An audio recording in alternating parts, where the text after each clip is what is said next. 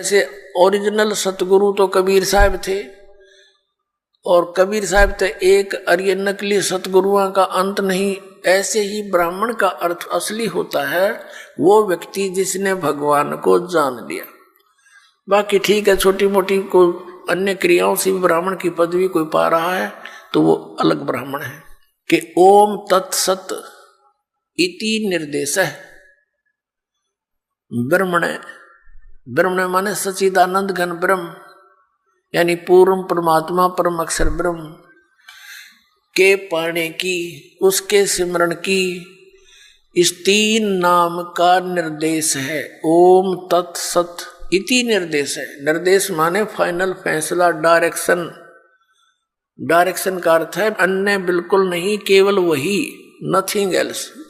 ये 17वें अध्याय के 23वें श्लोक में ओम तत्सत इति, बस यही निर्देश, फाइनल ऑर्डर। और ब्रह्म ने सच्चिदानंद घन ब्रह्म के त्रिविध समर्थ है, उसका 3 विधि से सिमरण की विधि है। 3 प्रकार से सिमरण होता है, और जिन पुण्यात्माओं को इस दास से ये तीनों मंत्र प्राप्त हैं उनको पता है कि इनकी सिमरण की विधि 3 प्रकार से कैसे है। एक मंत्र ओम तो सार्वजनिक है, इसमें तत् ये सांकेतिक और सत भी सांकेतिक। गीता जी अध्याय नंबर 15 के श्लोक नंबर 16 और 17 में 3 पुरुष बताए हैं, एक सर पुरुष, अक्षर पुरुष। इन दोनों को रिजेक्ट किया है। ये और इनके अंतर्गत जितने प्राणी हैं, इन भगवानों के, पुरुष माने प्रभु, इन स्वामियों के अंतर्गत जितने प्राणी हैं, और ये स्वयं भी नाशवान हैं, जीव आत्मा किसी की नहीं मरती। 15वें अध्याय के फिर 17वें श्लोक में तुरंत कहा है उत्तम पुरुष है तू अन्य परमात्मा इति उदाहरते है, कि इन दोनों से गीता अध्याय 15 के श्लोक 16 में वर्णित सरपुरुष और अक्षर पुरुष, इन 2 प्रभुओं से उत्तम पुरुष, इनसे श्रेष्ठ पुरुष तो कोई और ही है, अन्य ही है। यह परमात्मा इति उदाहरते, कहते हैं उत्तम पुरुष तू अन्य परमात्मा इति उदाहरते। यह लोक तरम आविश्य विवर्ती अवैश्वर है, और वही परमात्मा कहा जाता है। वो श्रेष्ठ भगवान तो इन दोनों से कोई और है, सर पुरुष और अक्षर पुरुष से। वो कौन है? वो परम अक्षर पुरुष है, वो परम अक्षर ब्रह्म है। परम अक्षर पुरुष कहो चाहे परम अक्षर ब्रह्म कहो, सर पुरुष कहो चाहे सर ब्रह्म कहो, अक्षर पुरुष कहो चाहे अक्षर ब्रह्म कहो। गीता जी अध्याय नंबर 8 के श्लोक नंबर 3 में जिसके विषय में कहा है वो परम अक्षर ब्रह्म है, उत्तम पुरुष है तू अन्य परमात्मा इति उदाहरते है। ये लोक तरम आविश्य विवर्ती, जो संसार रूपी वृक्ष की जड़ है, वो मूल मालिक है, जो सबका पालन पोषण करता है, जो तीनों लोकों में प्रवेश करके सबका धारण पोषण करता, वो वास्तव में अविनाशी परमात्मा है। अब प्रसंग चल रहा है 8वें अध्याय के 5 और 7 मंत्र में। गीता ज्ञानदाता अपने विषय में बता रहा है कि मेरी भक्ति कर मुझे प्राप्त होगा, लेकिन ओम नाम का जाप कर, ओम नाम से जो परम गति होगी वो ब्रह्मलोक प्राप्ति है। ब्रह्मलोक में गए प्राणी फिर वापस आते हैं, जन्म मृत्यु में रहते हैं। और गीता ज्ञानदाता स्वयं भी कहता है मेरे भी अर्जुन तेरे भी बहुत जन्म हो चुके, तो नहीं जानता। तो इससे पूर्ण मोक्ष और सनातन परम धाम और परम शांति नहीं हो सकती।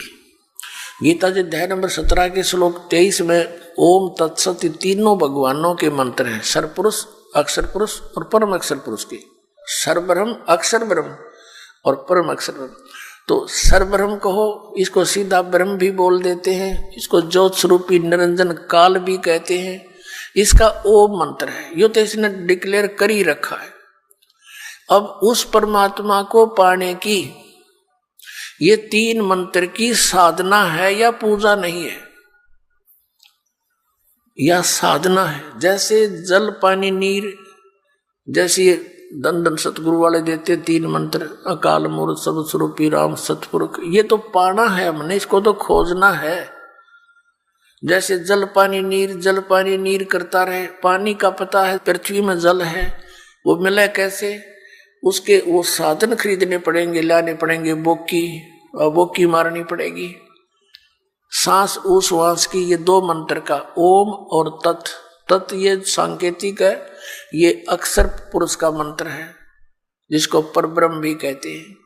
तो इन दोनों मंत्रों का श्वास उश्वास से जाप करना होता है। ये सांस उश्वास की बोकी लगेंगी और फिर वो क्या होगा, जैसे बोकी का काम है पाइप को जल तक पहुंचा देना, इन दोनों से जल बाहर नहीं आएगा, मिलेगा नहीं। फिर तीसरा हैंड पंप लगाना पड़ेगा उस जल को बाहर निकालने के लिए, प्राप्त करने के लिए, वो भी सेवा पूजा है। ऐसे ही इन दो मंत्रों से, जो सतनाम के दो अक्षर का मंत्र है, एक ओम और एक तत्, सांकेतिक दास बताता है इस पृथ्वी पर 21 ब्रह्मांड में इस दास के अतिरिक्त ना इस नाम से कोई परिचित है तीनों मंत्र से, और ना ही कोई अधिकारी है, ये सत्कर मान लेना। और कोई देता है तो धोखेबाज है। यदि कोई इस दास से लेकर के कहीं ये शुरू भी कर रखी होगी दुकान, का नीच तो पावेगा कहीं ना कहीं लुका छुपा, फिर समाज उससे भी बच के रहेगा और उसके फंसे हुए जाल के भक्तों को भी समझाने की चेष्टा करेगा कि गलत आदमी का फंस गए तुम। ऐसे तो ये दुश्मन पहले बतेरे थे, दिन भ्रमित कर दिया, डबो दिया देश का देश, पूरे मानव समाज को गुमराह कर रखा। भगवान के शत्रु हैं ये, परमात्मा के बच्चों को मिसगाइड किए बैठे। अब ओम और तत्, ये तो सतनाम दो अक्षर का, और ये राधा स्वामी के गुरुजी खुद कहते हैं जो दो अक्षर का भेद बतावे सोए गुरु पूरा कहावे। इन एक अक्षर का बिना बेरा था, 5 नाम काल के 5 उनका जाप करते हैं, जिस कारण से इनका मुखिया भी भूत की योनि प्राप्त किए हुए हैं और अपनी से सैबुकी में बढ़कर प्रवेश करके हुक्का पीवे और चूरमा खावे, रोटी खावे। अब खा यहीं पर खा धक्के, क्योंकि संत मिले नहीं और पिछली पुण्यकर्मी प्राणी थे ये महात्मा, आगे चार्जर ठीक मिला नहीं, सतभक्ति मिली नहीं, पिछली बैटरी डिस्चार्ज होगी, पुनक्षीण हो गए, भूता बनना था। फिर करोड़ों लोगों को गुमराह करने का दोष सिर पर रख ले गया, वो तो दुर्गति इसकी न्यारी होगी। ये सत्कर्माना पुण्यात्माओं, दास का कोई उससे भाई बंटवारा ना, कोई किसी चीज का हिस्से में साझा नहीं, वे उसको उनको कोई झूठ बोल कर जनता को अपने पीछे लगा कर उनका कोई हिस्सा लेता हूं, नहीं। परमात्मा ने इस दास को वो ज्ञान दे दिया जो किसी के पास नहीं, इसके बिना जीव का कल्याण कति नहीं। परमात्मा के बच्चे अपना जीवन नाश कर रहे हैं। मुझे बहुत रोना आता कई बार बैठ करके, कौन सी साइड से समझाऊं भगवान, आप पर दया करिए, अपने बच्चों को आपने ये शुरुआत की है तो इसको पार भी लगाना। परमात्मा हम जीवों के बस का नहीं है, इतने बड़े मिशन को सफल करना, आप ही दया करियो। तो पुण्यात्मा जो प्रसंग चल रहा है कि जैसे हैंड पंप लगाया, बोकी पहुंच गई, पाइप भी नीचे चलेगी, बोकी का काम हो गया पूरा। अब पाइप जो है उसके ऊपर एक हैंड पंप लगाना पड़ेगा। अब वो हैंड पंप को भी फिर उसकी पूजा है, उसका सिमरण करना है, वो सारनाम है, ये सतनाम है दो अक्षर का, एक ओम और तत्, और सत जो है ये सांकेतिक है, ये सारनाम है। तो ये पूरे प्रोसीजर का सिमरण करने से पूरा सिस्टम जब सिमरण लगेगा तो पूरे सिस्टम से पानी बाहर आएगा। तो हम पूजा नहीं करते, ये पूजा तो हम जल की करते हैं, हैंडपंप लगाए हैं, जल की पूजा कर रहे हैं। उस वस्तु को प्राप्ति के लिए जो भी हम साधन अपना रहे हैं वो तो साधन है। तो ऐसे ये साधना है उस परम अक्षर ब्रह्म के पाने की। ओम तत्सत इति निर्देश ब्रह्मण है तिर्विधय समर्थ है, उस सच्चिदानंद घन ब्रह्म के सिमरण की, उसको प्राप्ति करने की ये 3 मंत्र का निर्देश है। तो अब गीता जी अध्याय नंबर 8 के श्लोक नंबर 7-5 के अंदर तो वो अपने विषय में कहता है मेरी भक्ति कर मुझे प्राप्त होगा, लेकिन जन्म मृत्यु तेरी भी रहेगी मेरी भी रहेगी। गीता जी अध्याय नंबर 8 के ही श्लोक नंबर 8, 9, 10 में गीता ज्ञानदाता कहता है कि उस परम अक्षर ब्रह्म आदि पुरुष परमेश्वर की भक्ति करने वाला उसी को प्राप्त होता है। उसके लिए इसने ऑप्शन छोड़ दिया कि मुझे मालूम नहीं, तत्वदर्शी संतों को पूछो। अब प्रसंग चल रहा है कि 7वें अध्याय के 29वें श्लोक में कहा है कि अर्जुन, जब तुझे पूरा अध्यात्म ज्ञान हो जाएगा और तत्व ज्ञान से, उस तत्वब्रह्म से परिचित हो जाएगा और सभी कर्मों से परिचित हो जाएगा, फिर वो प्राणी यहाँ की किसी वस्तु की डिमांड नहीं करता। तो पुण्यात्माओं, ये कर्मों की जानकारी आपको दी जा रही है आज के सत्संग में। अब जैसे शंका आ जाती है कि एक तरफ तो विधान है परमात्मा का कि जैसे भी कर्म प्राणी करेगा उसका फल उसको अवश्य मिलेगा, दूसरी तरफ ये कहा जाता है गुरु बिन माला फेरते, गुरु बिन देते दान, गुरु बिन दोनों निष्फल हैं, चाहे पूछो वेद पुराण। वे गुरु जी के बिना कोई दान पुण्य करते हैं वो व्यर्थ है, भक्ति भी करते हैं वो भी व्यर्थ है। दूसरी तरफ ये भी कहा गया भी जैसा कोई कर्म करेगा चाहे कैसा भी है वो भी उसको फल मिलेगा, बिल्कुल सत्य है। अब जैसे इन संतों ने मनमुखी जाप किए, किसी वेद के एक मंत्र को लेकर उसको सिद्ध करने के लिए सैकड़ों वर्ष बैठे रहे। अब परमात्मा की निमित्त किसी मंत्र को लेकर वेद के मंत्र का जाप रह रहकर करने से उसके अंदर सिद्धियां आ जाती हैं। सिंगल ओम नाम का जाप करने से भी सिद्धियां आ जाती हैं, क्योंकि कोई जड़ी है उसको एक अकेली जड़ी के खाने से कुछ अन्य लाभ है और उस जड़ी को अन्य जड़ियों के साथ मिलाकर प्रयोग करने से वो कुछ और ही एक्स्ट्रा लाभ देता है। तो ऐसे इन मंत्रों को जानना आप, और फिर इनकी विधि के अंतर होता है। जैसे एक भक्त इसी बात से चला गया यहाँ से छोड़ करके, पहले तो आपने 7 मंत्रों के प्रथम मंत्र में भी वही मंत्र दे रखे हैं, सतनाम दिया, उसी को उल्ट सुलट करके ये दे दिया, ये क्या मंत्र हुए।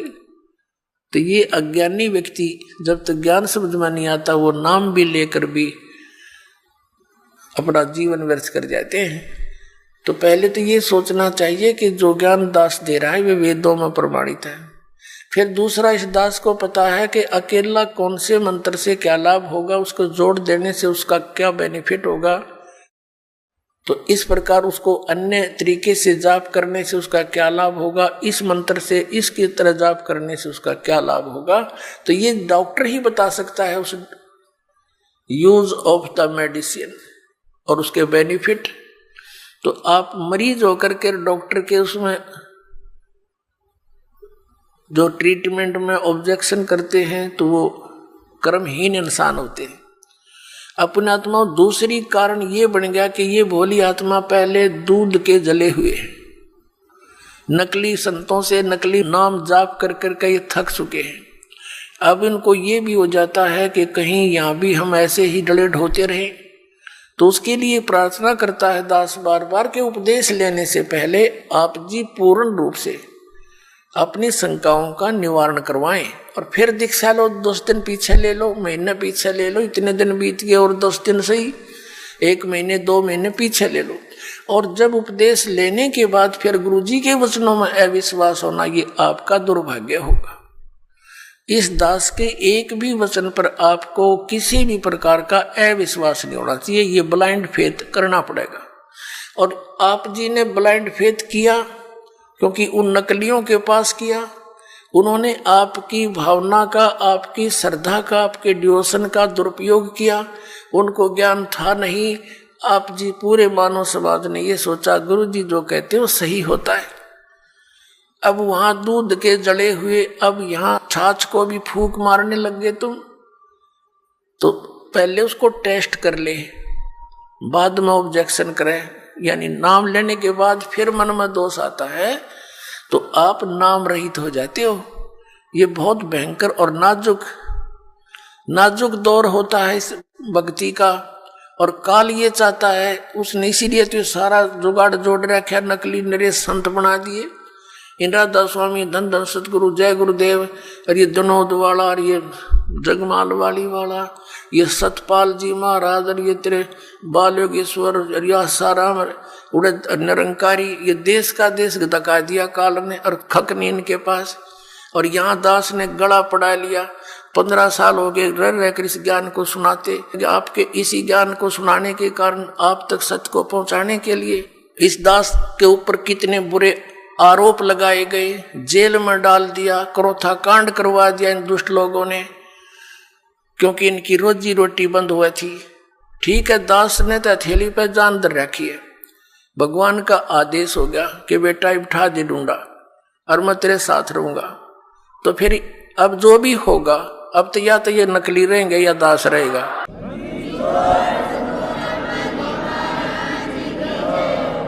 अज्ञान तो पहले था ही था, अब ये ज्ञान रहेगा, एक का रहेगा दूसरा नहीं रहेगा संसार में। आप देख लेना, कुछ ही दिनों की बात है। बुद्धिमान समाज है, अभी तक तो बैठे बेचारे भोले भाले आंख नीचे, और जब इनको ज्ञान होगा कौन मरेगा वहां, अपना फांसी कौन लगवाएगा, तुरंत भाग आएंगे वहां से कि रिश्तेदारी टूटे तो टूटो 100 बार। तो कहने का भाव ये है कि जो उद्देश्य लेकर हम आए उसको पूरा करना पड़ेगा। तो प्रसंग जो चल रहा है कि वहां तो लाखों लोग करोड़ों की संख्या में इकट्ठे हो गए चंद दिनों में, और यहाँ देख रहे कितना संघर्ष कर रहा है ये दास, और कितने जिन बच्चों को, पुण्यात्माओं को ज्ञान हुआ, वह भी अपने बहन भाइयों को, रिश्तेदारों को, दूर देश वालों को और संदेश देना चाहते हैं। हमारे साथ कितना ये अत्याचार किया जा रहा है। जैसे यहाँ हरियाणा में क्रोथा कांड करा के हमें जेल में ठोक दिया, क्रोथा आश्रम छीन लिया, तहस नहस कर दिया, झूठी अफवाहें फैला दी, गुंडा है, बदमाश है, वहां ऐसे होता था ताकि सब जनता उनसे नफरत करे और साथ में जितने उनके शिष्य हैं वो भाग जाएं। ऐसा गंदा व्यक्ति है रामपाल। तो मेरे बच्चों को मेरा पता था, क्योंकि वो तो मेरे सीने पर रहा करते थे, वो एक भी टस से मस नहीं हुआ और ना ही हो सकता। और जितना अब जहां भी प्रचार करने गए हमारे बच्चे मध्य प्रदेश में, वहां पर ठोक दिए जेलों में। लेकिन ये बेपरवाह है, ये तो और दूनी उमंग से गए, क्योंकि उनको मालूम है हमारे साथ भगवान है, सत्य है, सभी बहन भाई हमारे हैं, ये काल प्रेरणा से ही विरोध कर रहे हैं। तो पुण्यात्माओं, ये संघर्ष आप जी ने सब न करना पड़ेगा मिलकर। जब ज्ञान हो जाएगा, लड़ना नहीं है किसी से, लड़ने से तुम्हारा मिशन फेल हो जाएगा। कि किसके साथ लड़े, वो भी तो अपने बच्चे भाई बहन है, सभी मजहब धर्मों के, क्योंकि हम एक पिता की संतान है। ये हृदय से सोच लेना, फॉर्मेलिटी मत समझना। सच्चाई ये है, हम किसके साथ मरे। परमात्मा आए थे कबीर जी, उनके साथ कितना अत्याचार किया था, और किसी को उन्होंने एक शब्द भी अप नहीं बोला, किसी को श्राप नहीं दिया, क्योंकि उसको पता था मेरे बच्चे हैं, किसको मारूं और किसको श्राप दूं। तो पुण्यात्माओं, यहां आप देख लो पिछले इतिहास है, किसी भी संत को जरा सा कुछ कह दे, श्राप दे दे, तेरा नाश होगा और उसकी वीरान मिट्टी हो जाए। अपना भी नाश किया उसने भक्ति का, और अगले को भी दुख दे दिया। तो वो परमात्मा थे। तो इसी प्रकार, इसी आधार से आपने इस मार्ग को आगे बढ़ाना है, दास का सहयोग देना है। अब प्रसंग चल रहा है कि जैसे कर्म करते हैं उसका भी फल मिलता है। और फिर कहते हैं, गुरु बिन माला फेरते, गुरु बिन देते दान, गुरु बिन दोनों निष्फल हैं, चाहे पूछो वेद पुराण। फिर दोनों ये बात एक पालड़े में कैसे होंगी, दो तलवार एक म्यान में कैसे आएंगी। अब एक म्यान में तो नहीं आएंगी, लेकिन इनको समझाना पड़ेगा। जैसे कोई किसी भी मंत्र का जाप करता है, या जैसे धार्मिक यज्ञ है, भंडारा होता है, ये धार्मिक यज्ञों में से आता है, वैसे ये सारा कुछ मिलाकर करने से ही ये राम नाम की गाड़ी बनेगी। जैसे हम भी यहाँ 5 यज्ञ करवाते हैं, एक यज्ञ है धर्म की, दूसरी यज्ञ ध्यान, तीसरी यज्ञ हवन की, चौथी यज्ञ प्रणाम और 5वीं यज्ञ ज्ञान की। एक यज्ञ धर्म की, यहाँ भंडारा चलता है भगवान का, बच्चे दान करते हैं, भगवान उनको अधिक से अधिक देता है, क्योंकि दान दिए धन मिले, दान चाहे तो धन कर, धन चाहे तो दान कर। तो दान करते हैं बच्चे, भगवान उनको 1000 गुना देता है। तो यहाँ कोई रोटी खाने नहीं आता व्यक्ति, यहाँ तो भगवान पाने आता है। ये हंस है सतगुरु के जो यहाँ आते हैं। और एक तो दूध वाली गाय ने ये बिनौले खवावे, और एक बिना दूध वाली ने खवावे, तो अंडरस्टूड है उससे के लाभ होगा और के हानि होगी। कोई ना खवावे बिना दूध वाली ने बिनौले। तो ये जो भगत हैं, ये तो दूध वाली भैंस गाय समझ लो। और बिना भक्त है वो वैसे, लेकिन खाना द्वार पे आपके कोई आ जा रोटी अवश्य खिलावे, प्रार्थना 100 बार करे भोजन पाओ, वो भी एक धर्म है। लेकिन वैसे ही गांव में इकट्ठे करके को खुशी होगी तुम हमने खवा दो मैं तुमने खवा दूं, ये कोई धर्म हुआ? ये तो एक परंपरा घेर लिया हमने। तो यहाँ धर्म होता है, शास्त्र अनुकूल साधना होती है। पूरे विश्व में एक स्थान है जो यहाँ पर धर्म होता है, जो शास्त्र अनुकूल साधनाएं होती है। और इसी से लाभ होता है। हम परम अक्षर ब्रह्म की मूल की पूजा करते हैं, अन्य कोई शाखा की करता, कोई तने पर की कर रहा है, कोई कहीं लग रहा है। तो और कोई वैसे सिर पैर नहीं, उसका कीकर का लट गाड़ के उसने नो का यू आम का पौधा है, कोई बबूल बो करके उसको आम समझकर सींच रहा है। तो यथार्थ ज्ञान, यथार्थ भक्ति और सत्य प्रमाण आपको यही मिलेंगे। तो जैसे एक यज्ञ है धर्म की, दूसरी यज्ञ है ध्यान या भंडारा होता है, दिन रात सदा व्रत चलता है कबीर भगवान का, सदा व्रत है ये। भगवान कबीर साहब का चला हुआ जीव के बस का नहीं, ऐसे सिस्टम को कोई बना दे या इस पृथ्वी पर चालू कर दे। सतलोक से भेजता अपने बच्चों के लिए एक्स्ट्रा ऐड आपके लिए। आपकी किस्मत में नहीं होता जो भगवान आपको कबीर साहब देगा, क्योंकि आपकी किस्मत में होता तो इससे पहले ही बहुत कुछ हो जाता। यहाँ आपके किस्मत में एडिशन करेगा भगवान और आपके पाप कर्मों को नाश करेगा, उन प्रारब्ध के अंदर आने वाले संकटों का नाश करेगा। जैसे फसल के अंदर खरपतवार पैदा हो जाता है, अब एक औषधि बन गई, ये मटेरियल तो पहले भी था लेकिन इसको बनाने वाला नहीं था। अब वैज्ञानिकों ने वो ऐसी औषधि बना दी कि उस फसल के अंदर उस औषधि को डाल देते हैं तो फसल बच जाती है, खरपतवार का नाश हो जाता है। तो इन सदग्रंथों में वही मंत्र हमारे विद्यमान थे, लेकिन ये सारनाम जो था ये गुप्त था। परमात्मा कहते हैं सोहम शब्द हम जग में लाए और सार शब्द हमने गुप्त छपाए, और उस सार शब्द को अभी तक सार्वजनिक नहीं करना था। धर्मदास मेरी लाख दुहाई, ये सार शब्द की तबार ना जाई। सार शब्द बार जो पढ़ी बिचली पीढ़ी हंसनी तरही, सार शब्द जब तक छुपाई जब लगे द्वादश पंथ मिट जाई।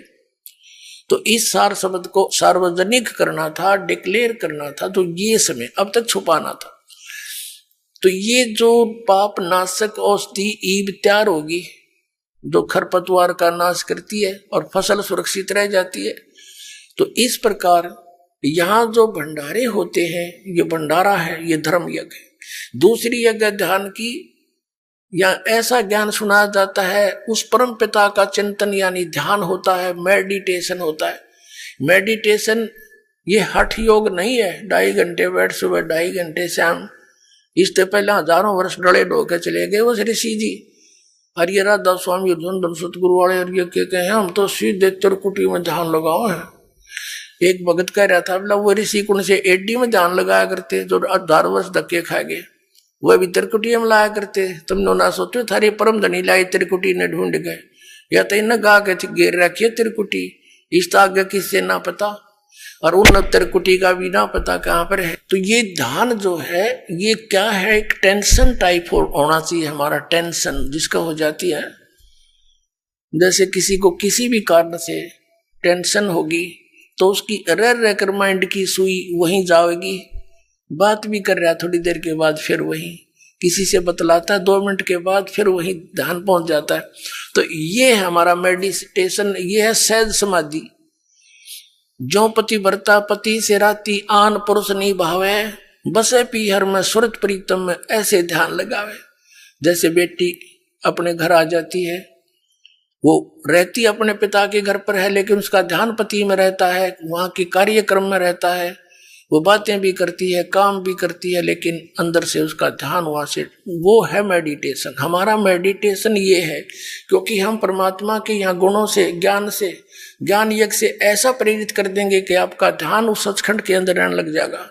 ये तो गंदा लोग कल मर जा, पता यहाँ कौन है, आगे पता नहीं कहाँ डालेगा ये, तो एकदम आपका यहाँ से सिमट कर उल्टा हट कर जब तक यहाँ रहोगे, जैसे लड़की अपने पिता के घर पे रहती है, सारा काम करती है, लेकिन उसकी अंतिम इच्छा होती है पति आवर चलो अपना काम संभालूंगी, वहां से ऐसे बहुत सा कार्य है। तो ये हमारा मेडिटेशन ये है।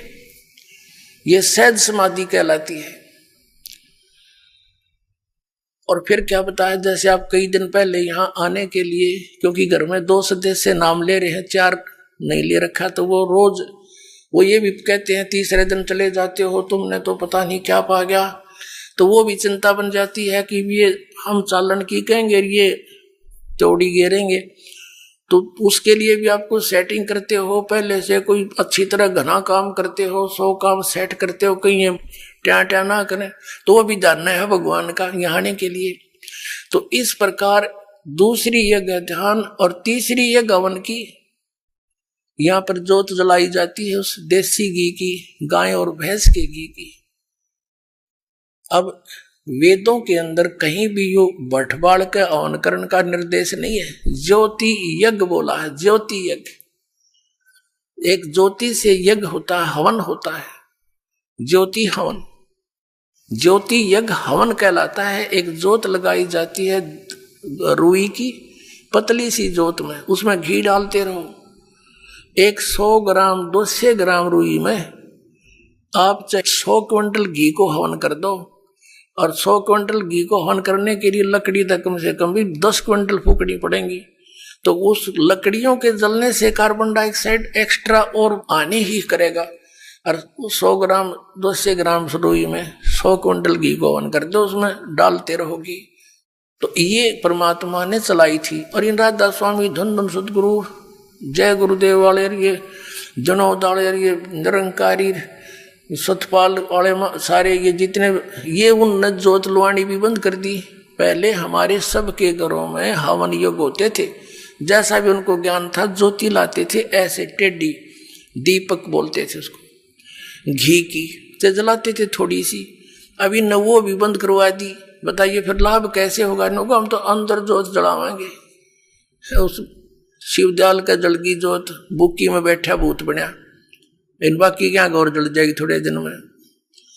धर्म छुटवा दिया। अब पुनः इस दास के ऊपर इतना वजन आ गया कि उस बिगड़े हुए सारे सिस्टम को फिर सेट करवाना, और किसी को कोई विरोध का सामना करना पड़ रहा है, किसी को किसी का। लेकिन ये ज्ञान होने के बाद फिर तो मीराबाई वाला काम हो जाएगा आपके साथ में।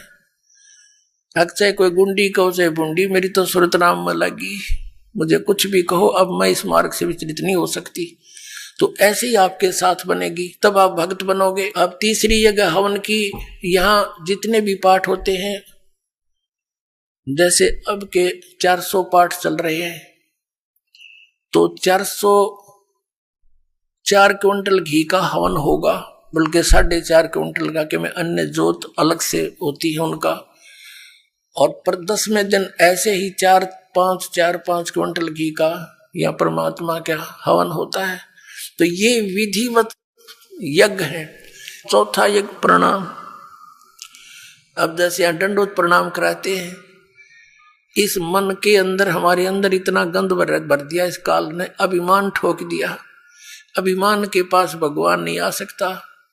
परमात्मा का और अभिमान का बिल्कुल न सोच ले, नॉर्थ और साउथ पोल समझ लो इनको, ये आपस में कभी नहीं मिल सकते। तो इसको हमने अहंकार को खत्म करना पड़ेगा।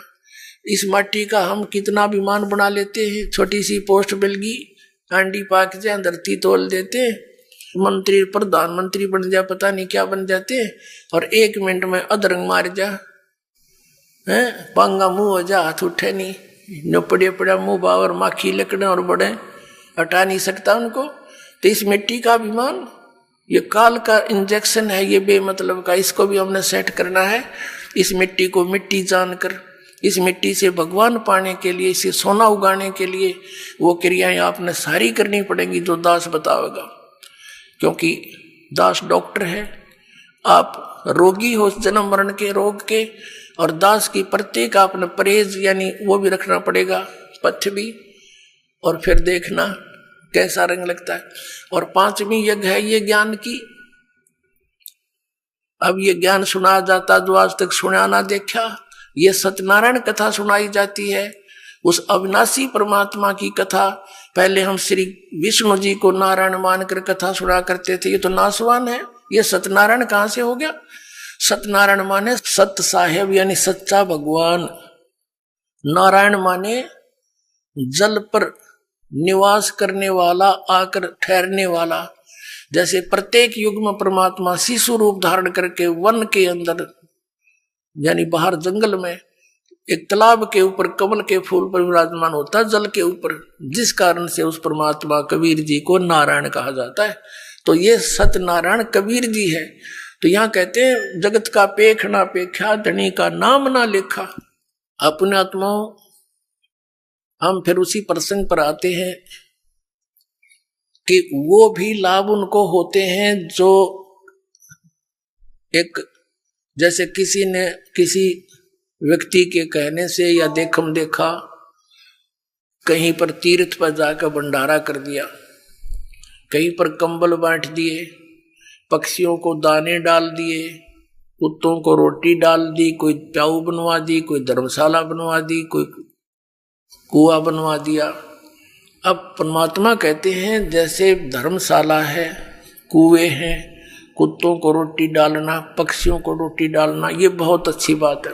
यह तो उपदेशी को भी चाहिए, अगर ऐसा वो कर सकता है तो कर सकता है। लेकिन मंदिर वगैरह में कहीं दान नहीं देना, मंदिर वगैरह नहीं हमने बनाने, क्योंकि हमने अपने मन मंदिर में पूजा करनी है उस परम पिता परमात्मा की, या अन्य किसी गुरुद्वारे में, मस्जिद में, चर्च के बनाने में हमें कोई सहयोग नहीं देना, क्योंकि हमने उन्हीं क्रियाओं पर अपना पैसा लगाना है जिससे हमें प्रभु मिले। और जो आदेश दास का हो, वो आदेश दास का क्या होगा, जो परमात्मा का विधान होगा उसी तरह करना। और हमारे लिए कोई मंदिर, मस्जिद, गुरुद्वारे ये अनादरणीय नहीं है, लेकिन उनमें केवल वो महान आत्माओं की, महापुरुषों की मूर्तियां रखी हैं।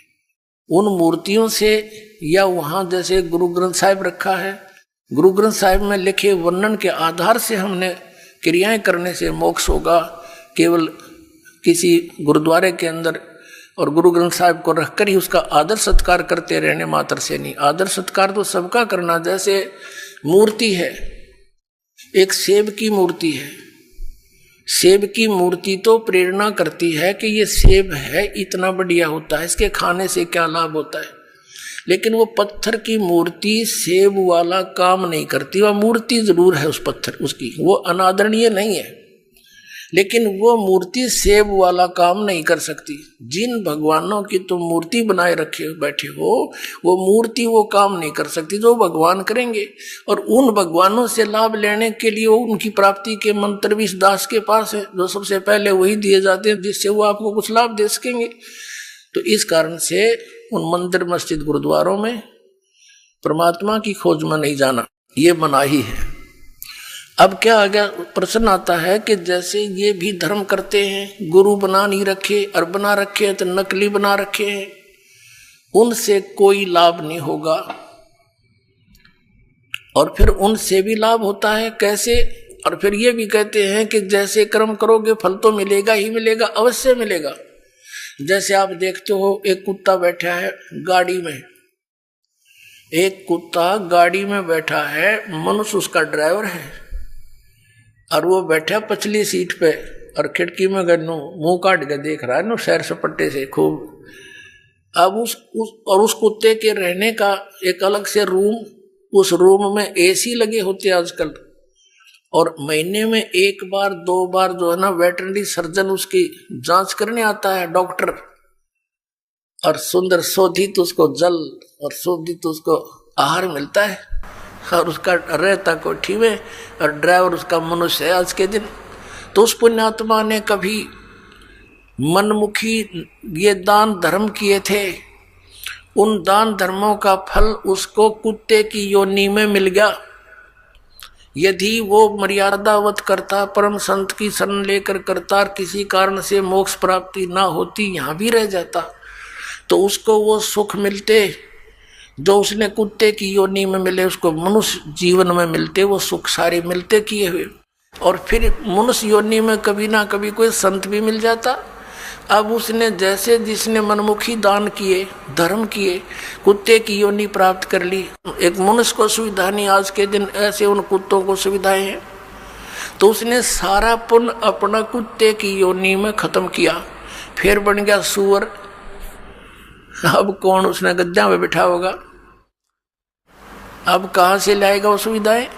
तो इस प्रकार ये जो किया हुआ कर्म तो मिलेगा ही मिलेगा, लेकिन जो गुरु के बिना दान करते हैं वो इसलिए यूजलेस है, उसने तो जीवन नाश कर लिया। गुरु बिन माला फेरते, गुरु बिन देते दान, गुरु बिन दोनों निष्फल हैं, चाहे पूछो वेद पुराण।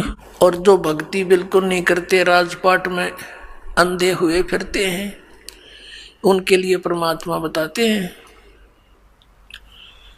अगम निगम को खोज ले, बुद्धि विवेक विचारी, उदय अस्त का राज मिले, तो बिन नाम बेगारे।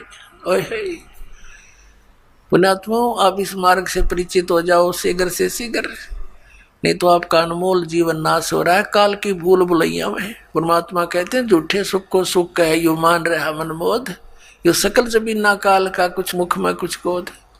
एक व्यक्ति का पोता होया, पुत्र प्राप्ति हुई, उसकी खुशी मनाई, 10-12 गांवों को खूब भोजन कराया, शराब स्वरूप पिलाई, ठाठ किए, खुशी मनाई हैं। और अगले वर्ष जन्मदिन मनाने से पहले ही मर गया पोत्र। अब टक्कर मार रहे हैं, अब मना लो, खुशी जमा लो 12 गांव में। और परमात्मा कहते हैं, झूठे सुख को सुख कहे यू मान रहा मन मोद, यो सकल जबीना काल का कुछ मुख में कुछ कोद। इस काल भगवान को, सरपुरुष को श्राप लगा हुआ है 1 लाख मानव शरीरधारी प्राणियों का नित आहार करने का।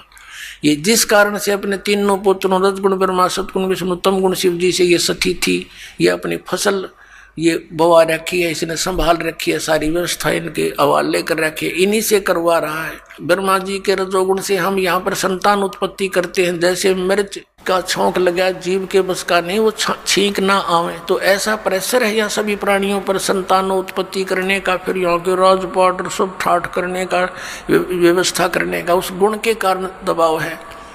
फिर सती थी मोह ममता, ये विष्णु जी के अंदर से निकल रहे सतोगुण के प्रभाव से। फिर ये संहार करने वाला तो ये शंकर भगवान है ही। तमोगुण के कारण हम आपस में लठ बजा दे, एक दूसरे ने मार डालने, कत्लेआम कर देते हैं, राजा लोग एक दूसरे पर लड़ाई कर नाश कर डालते हैं। तो ये सारा बूचड़ खाना इस काल ने बनवा रखा है। यहाँ पे अपने स्वार्थ के लिए 1 लाख नित खाता है, 1.25 लाख जीव उत्पन्न करता है मनुष्य डेली। इसका ये रूटीन है, इसका ऐसा नियम है। तो इससे हम बच सकते हैं कबीर परमेश्वर की शरण में आने के बाद। फिर इसकी फर्द से हम बाहर हो जाते हैं, इसकी रेंज से बाहर हो जाते हैं। फिर ये उन भक्तों के निकट नहीं आ सकता जो कबीर परमेश्वर की शरण में इस दास के माध्यम से आ जाते हैं और मर्यादा में रहते हैं।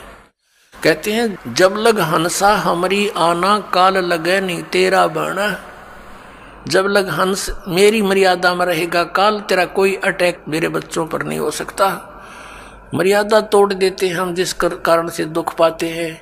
कबीर परमेश्वर कहते हैं, अनंत कोट बाजी जहां हम रचे सकल ब्रह्मांड, और कह कबीर मैं क्या करूं यो काल करे जीव खंडे। परमात्मा कबीर जी कहते हैं कि मैंने अनंत करोड़ ब्रह्मांडों की रचना कर रखी है, ऐसे समर्थ हैं हम, और मैं क्या करूं, ये काल मेरे बच्चों को मुझसे खंड कर लेता है, इनका नाम तुड़वा देता है, फिर इन पर अटैक कर देता है, जिस कारण से ये मार खा जाते हैं। परमात्मा कहते हैं, जैसे माता गर्भ को रख यतन बना, और ठेस लगे तो छन हो तेरी ऐसे भक्ति जा। इस नाम को लेने के बाद ये समझ लेना आपकी आत्मा में भक्ति स्टार्ट होगी, अब बीज पड़ गया। जैसे माता गर्भ को, जैसे किसी बहन को गर्भ रहा हो, तो फिर वो रात्रि में या दिन में कितनी सचेत रहती है। रात को करवट लेते समय भी ये सोचती है, भगवान कहीं मेरे बच्चे कर दाब ना पड़ जा, दबाव ना आ जा। तो सुबह भी चलती फिरती है, काम करती है, कहीं ऊंचे नीचे पर पैर ना रखा जा, मेरा बच्चा खराब हो जा। तो कहते हैं, जैसे माता गर्भ को रख यतन बना, और ठेस लगे झटका लग जावे तो क्षीण हो जावे, ऐसे भक्तिजा। तो मर्यादा के अंदर रहना आपका अति अनिवार्य है। मर्यादा कितनी कंपलसरी है और क्यों बताई है भगवान ने। जैसे हम कथा सुनते आए हैं कि एक बार लक्ष्मण ने सीता जी के कुटिया के चारों ओर रेखा खींच दी थी और कहा था कि हम जा रहे हैं मृग को खोजने के लिए, आप इससे बाहर मत आना, इसके अंदर कोई नहीं आ सकेगा। उसी समय रावण का उद्देश्य था उसको उठाने के लिए, सब उसने ये षड्यंत्र रचा था। रावण जब आया साधु रूप बनाकर भिक्षा लेने के लिए, तो उस रेखा के निकट आते ही रावण को एकदम इतनी लपट लगी अग्नि की, 10 कदम दूर जाके खड़ा हो गया बहुत स्पीड से, और सीता से कहा कि माई, साधु संतों को साथ ऐसा नहीं करना चाहिए, और भिक्षा देनी है तो बाहर आकर दे दीजिए, नहीं तो तुझे ये हो जाएगा वो हो जाएगा। उसने सोची कि साधु संत है, क्या फर्क पड़ता है, भिक्षा ले अभी देकर वापस आ जाती हूँ। उसने रेखा उल्लंघ कर रावण के भिक्षा देनी चाहिए थी, तो वहीं से बाजू पकड़ ली, उठा ले गया और पटक दी वहां लंका के अंदर 9 लखा बाग में। अब उसको तो जरा सी लगी, क्या फर्क पड़ा है, वो बोली पूछते तो नो कह के इस बार मत जाइए, ना तेरी ब्रान माटी हो जाएगी, गिल्ला मारी करावेगी, और वो कर दिया, वही काम करके धर दिया। करोड़ों आदमी मारे गए उस सीता को छुटवाने के लिए, जरा सी बात, और उसके अंदर पड़ी रहती तो उसको क्या बिजली गिरती, धक्के खा के चला जाता रावण। तो पुण्यात्मा, रावण समझो काल है, और मर्यादा ये लक्ष्मण रेखा समझ लो, जो नियम बताए गए आपको, फिर ये निकट नहीं आ सकता। काल डरे करतार से, जय जय जय जगदीश, ये जोरा जोड़ी झाड़ता, पगरज डारे शीशे। परमात्मा कहते हैं कि काल जो पीसे पीसना, जोरा है पनिहार, ये 2 असल मजदूर हैं मेरे सतगुरु के दरबार। कि जब तक आप परमात्मा की मर्यादा में रहोगे, या मौत निकट नहीं आ सकती आपके, ना आपके बच्चों के, जो मर्यादा में भक्ति कर रहे हैं। और कहते हैं यू काल डरे करतार से। करतार कौन? कबीर सिरजनहार है, अनंत कोट ब्रह्मांड का एक रति नहीं भार, और सतगुरु पुरुष कबीर हैं ये कुल के सिरजनहार। यू काल डरे करतार ते, और जय जय जय जगदीश, और ये जोरा ये मौत, कहते हैं जोड़ी झाड़ता, परमात्मा के जूते झाड़ता है, झाड़ती है मृत्यु, और उस धूल को अपने माथे से लगाती है और कहती है आपकी आज्ञा बिना मैं किसी को कुछ नहीं कर सकती। और परमात्मा कहते हैं काल जो पीसे पीसना, ये इसका नौकर समझो परमात्मा का, यहाँ का 21 ब्रह्मांड का स्वामी ब्रह्म।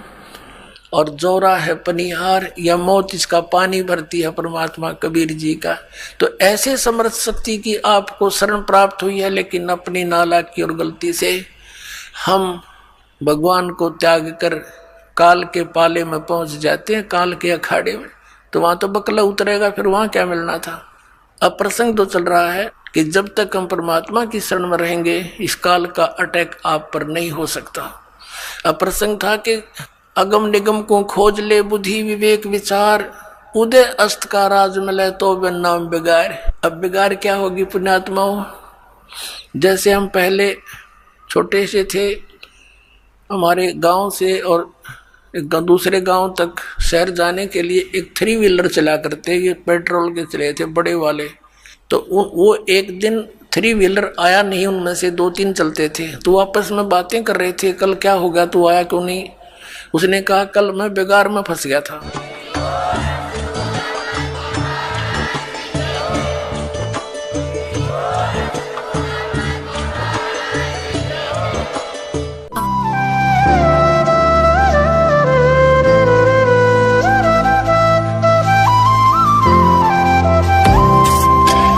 सत सही।